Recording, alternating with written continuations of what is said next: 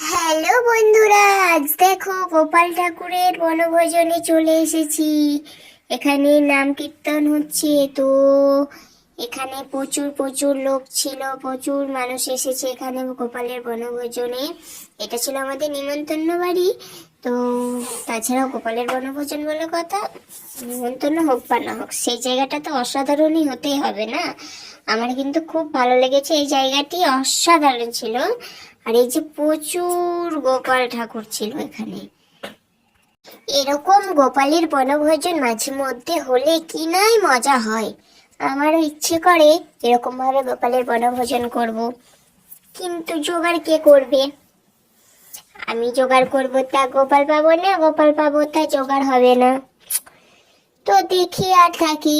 Joy Gopal, Joy Gopal.